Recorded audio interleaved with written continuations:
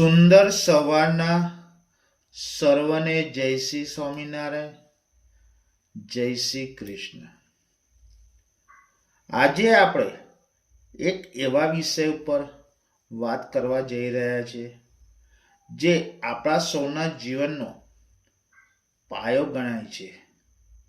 પણ અફસોસની વાત એ છે કે આજના આધુનિક યુગમાં તે સૌથી વધુ દુર્લભ બની ગયું છે.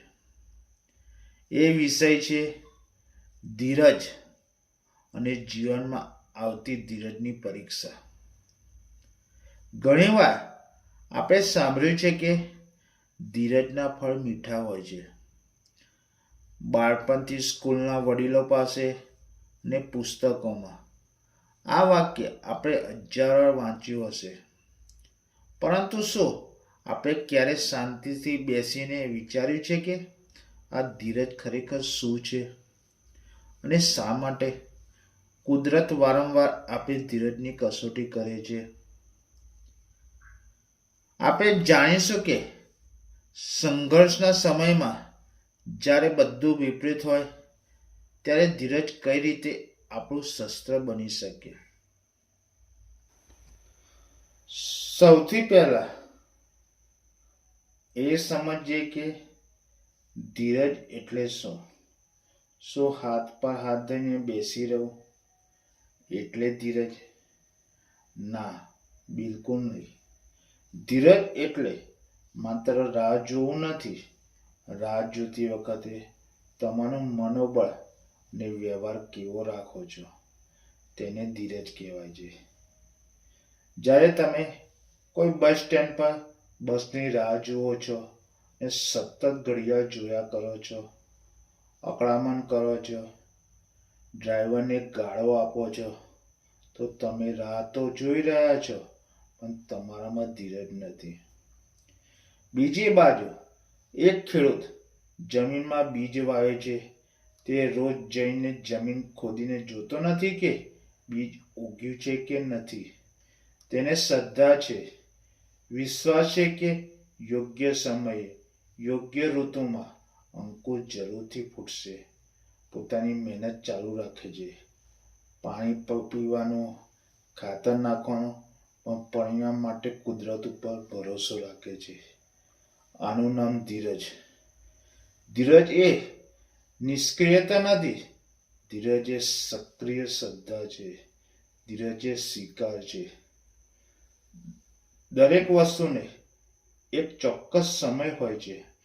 જેમ 9 મહિના પહેલા બાળકનો જન્મ શક્ય નથી, જેમ વસંત ઋતુ આવ્યા વિના ફૂલો ખીલતા નથી, તેમ જીવનમાં સફળતા માટે એક પાકવાનો સમય હોય છે. આજે યુવાનોમાં હતાશાનું સૌથી મોટું કારણ શું છે? અધીરાઈ. આજે કોઈ સંઘર્ષ નથી કરવો. કોલેજ પૂરી થાય કે તરત લાખોનું પેકેજ જોઈએ છે. સંબંધોમાં થોડી તકલીફ પડે કે તરત જ બ્રેકઅપ જોઈએ છે. કોઈ પણ વસ્તુ માટે રાહ જોવાની આપણી તૈયારી જ નથી રહેતી. જ્યારે આપણી ધારણા મુજબ પરિણામ નથી મળતું ત્યારે આપણે તૂટી જઈએ છીએ. આપણે ઈશ્વરને ફરિયાદ કરીએ છીએ કે મારી સાથે જ કેમ? પણ આપણે એ ભૂલી જઈએ છીએ કે સોનું જ્યારે તપે છે ત્યારે તે દાગીનો બને છે. હીરાને જ્યારે ઘસવામાં આવે છે ત્યારે જ તે ચમકે છે. જીવનમાં ધીરજની પરીક્ષા ત્યારે જ થાય છે જ્યારે તમે તમારા સપનાથી સૌથી નજીક હોવ અથવા જ્યારે તમે સૌથી મુશ્કેલ સમયમાંથી પસાર થઈ રહ્યા હો. હવે તમારા મનમાં સવાલ થતો હશે કે ઈશ્વર આપણી ધીરજની પરીક્ષા શા માટે લે છે? શું તેને આપણને દુઃખી જોઈને આનંદ થાય છે? ના મિત્રો, કુદરતનો નિયમ છે કે જે વસ્તુ જેટલી મોટી અને મહાન હોય છે તેના નિર્માણનો એટલો જ વધુ સમય લાગે છે. આપણે એક ઉદાહરણ લઈએ. એક ટામેટાનો છોડ ઉગાડ્યો હોય તો 2-3 મહિનામાં ઉગી જશે અને ફળ આપશે, પણ તે છોડનું આયુષ્ય પણ ટૂંકું હશે. પરંતુ જો તમારે એક વડનું વૃક્ષ ઉગાડવું હોય તો તમારે વર્ષો સુધી રાહ જોવી પડશે. જ્યારે એ વડલો મોટો થશે ત્યારે તે સેંકડો વર્ષ સુધી અડીખમ ઊભો રહેશે અને અનેક પેઢીઓને છાંયડો આપશે. તમારે નક્કી કરવાનું છે કે તમારે જીવનમાં ટામેટાનો છોડ બનવું છે કે વડનું વૃક્ષ. જો તમારે મહાન બનવું હોય તો કુદરત તમારી કસોટી કરશે જ. તે ચેક કરશે કે શું તમે સફળતા પચાવવામાં લાયક છો. ઘણીવાર લોકોને રાતોરાત સફળતા મળી જાય છે, જેમ કે લોટરી લાગી. પણ આપણે જોયું છે કે આવી સફળતા ટકતી નથી, કારણ કે વ્યક્તિએ સફળતા મેળવવાની પ્રક્રિયામાં પોતાનું ચારિત્ર્ય ઘડ્યું જ નથી હોતું. ધીરજની પરીક્ષા આપણને અંદરથી મજબૂત બનાવે છે. તે આપણા અહંકારને પણ ઓગળે છે અને આપણને નમ્ર બનાવે છે. તે આપણને શીખવે છે કે દુનિયા આપણી મરજી મુજબ નથી ચાલતી, પણ આપણે દુનિયા સાથે તાલમેલ સાધવો પડે છે. ધીરજ વિશે વાત કરતી વખતે મને હંમેશા ચાઇનીઝ વાસનું ઉદાહરણ આપવું ગમે છે. આ વાર્તા તમારા જીવનમાં ધીરજનું મહત્વ સમજાવવા માટે બહુ ખૂબ ઉપયોગી વાર્તા છે. ચીનમાં એક ખાસ પ્રકારનો વાસ થાય છે. જ્યારે ખેડૂત તેનું બીજ રોપે છે ત્યારે તે તેને પાણી આપે છે, ખાતર આપે છે. 1 વર્ષ થાય છે પણ જમીન ઉપર કશું દેખાતું નથી. બીજું વર્ષ જાય છે, ખેડૂત રોજ પાણી આપે છે પણ કોઈ અંકુર નથી. ત્રીજું વર્ષ, ચોથું વર્ષ, 5મું વર્ષ, લોકો એ ખેડૂતનું મજાક ઉડાવે છે. તું મૂર્ખ છે, 5 વર્ષથી પાણી રેડે છે પણ કશું ઉગતું જ નથી. પણ પેલો ખેડૂત અડગ રહે છે. તેની અંદર ધીરજ ખૂટતી નથી. અને પછી 5મા વર્ષમાં અચાનક જમીનમાંથી એક નાનકડો ફણગો ફૂટે છે અને ચમત્કાર જુઓ, માત્ર 6 અઠવાડિયામાં એ વાસ 80થી 90 ફૂટ ઊંચો થઈ જાય છે. હવે મારા પ્રશ્ન તમને એ છે કે શું એ વાસ 6 અઠવાડિયામાં ઉગ્યો કે તેનો ઉગતા 5 વર્ષને 6 અઠવાડિયા લાગ્યા? જવાબ છે 5 વર્ષ.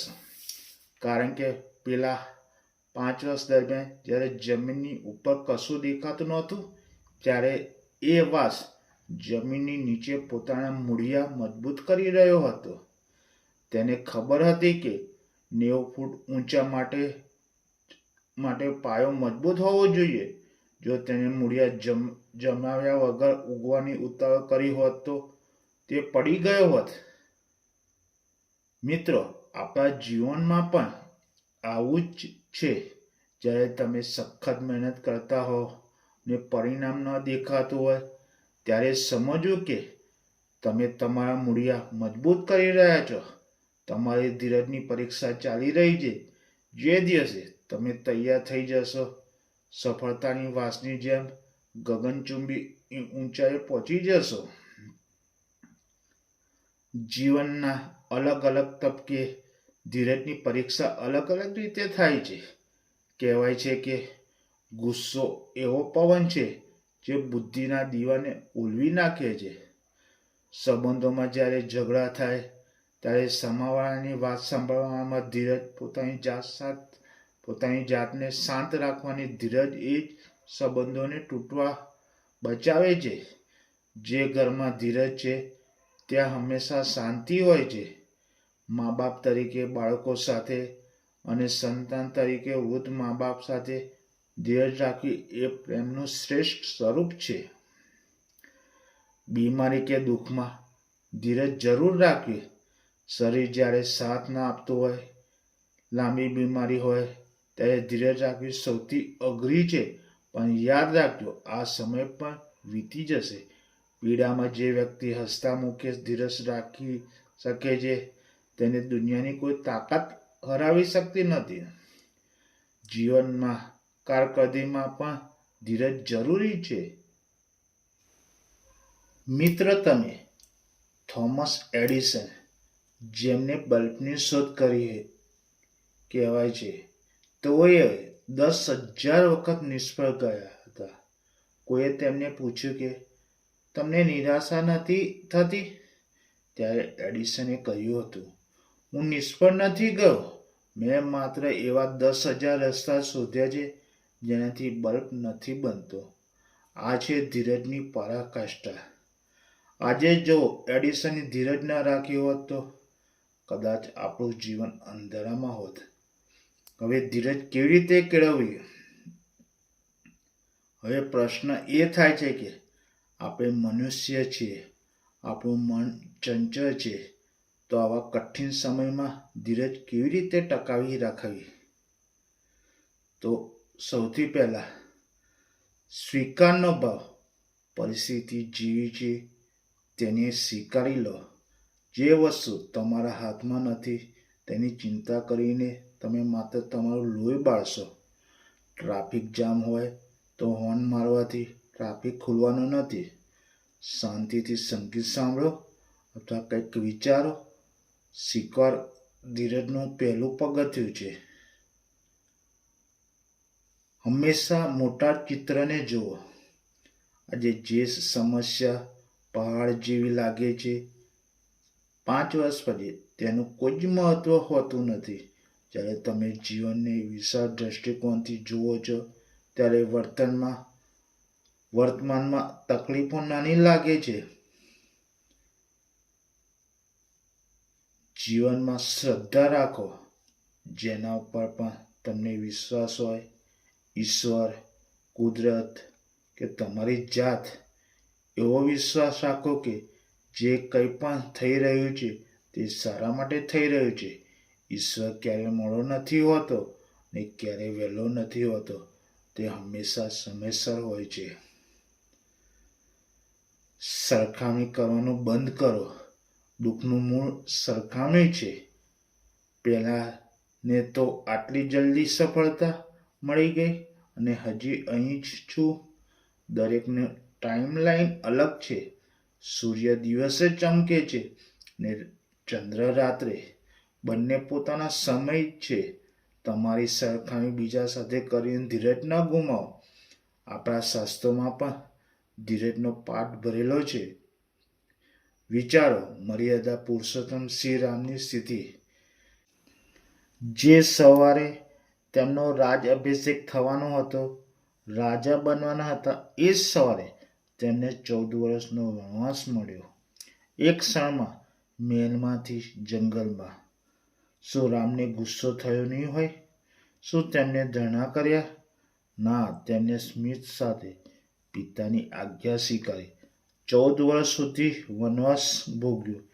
1-2 દિવસ નહીં, 14 વર્ષ સુધી વનમાં અનેક કષ્ટો વેઠ્યા. સીતાજીનું અપહરણ થયું, યુદ્ધ કરવું પડ્યું. આટલી વિપરીત પરિસ્થિતિમાં પણ રામે ક્યારેય ધીરજ અને વિવેક ગુમાવ્યો નહીં. એટલે જ તેઓ ભગવાન કહેવાયા. મહાભારતમાં પાંડવોનો વિચાર કરો. 12 વર્ષ સુધી વનવાસ અને 1 વર્ષ અજ્ઞાતવાસ. દ્રૌપદીનું અપમાન. પોતાનું રાજ્ય હોવા છતાં ભિક્ષા માંગીને ખાવું પડ્યું. યુધિષ્ઠિરની ધીરજની કસોટી ડગલે ને પગલે થાય છે, પણ તેમને ધર્મ અને ધીરજ ના છોડ્યા ને અંતે વિજય તેમનો જ થયો. સબરીની ધીરજ યાદ છે? વર્ષો સુધી તે રોજ રસ્તા સાફ કરતી, બોર વીણતી. મારા રામ આવશે. લોકો તેને ગાંડી કહેતા.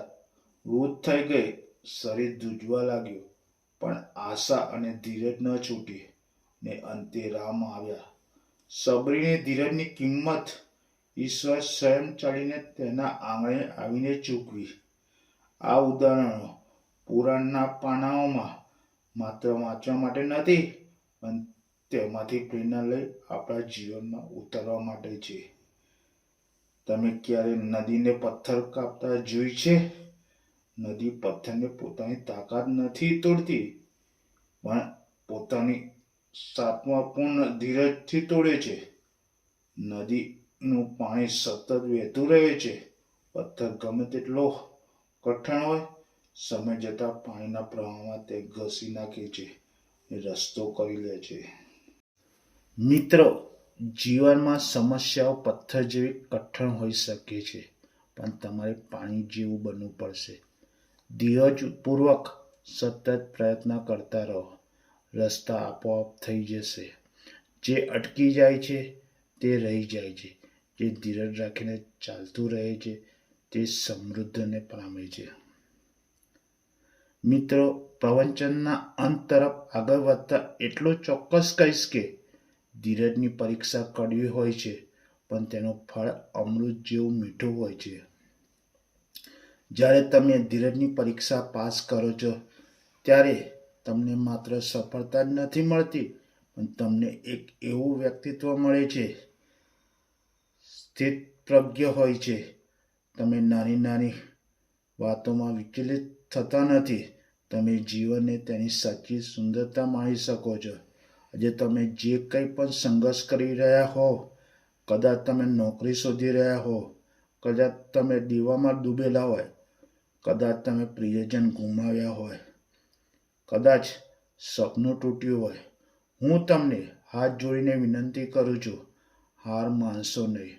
બસ થોડી ધીરજ રાખો.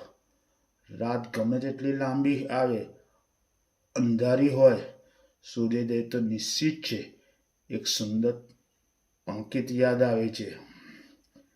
માળી સિંચે 100 ગોળા, ઋતુ આવે ફળ હોય. એટલે કે માળી ભલે ગમે તેટલું પાણી પાય, ફળ તો જ્યારે ઋતુ આવે ત્યારે જ આવશે. તમારું કામ છે કર્મ કરવાનો, પ્રયત્ન કરવાનો. ફળ આપવાનું કામ ઈશ્વરનું છે. તે તેના ટાઈમ પર જરૂરથી આપશે. ભરોસો રાખજો. જ્યારે સમય પાકશે ત્યારે તમને એટલું મળશે કે તમે સંભાળી નહીં શકો. જીવન એક સંકલ્પ લેજો. ગમે તેવી મુસીબત આવે, આપણે આપણી ધીરજ નહીં ખોઈએ. આપણે ઉતાવળ થઈને ખોટા નિર્ણયો નહીં લઈએ. આપણે શ્રદ્ધાનો દીવો બુઝવા નહીં દઈએ. યાદ રાખજો, જેનામાં ધીરજ છે તેના માટે કશું જ અશક્ય નથી. આપ સૌ જીવનમાં સુખ, શાંતિ અને સમૃદ્ધિ આવે અને ઈશ્વર આપ સૌને ધીરજની પરીક્ષામાં પાસ થવાની શક્તિ આપે તેવી પ્રાર્થના સાથે હું મારી વાણીને વિરામ આપું છું. ધૈર્ય રાખજો તો સારું થશે. જય શ્રી સ્વામિનારાયણ. જય શ્રી કૃષ્ણ.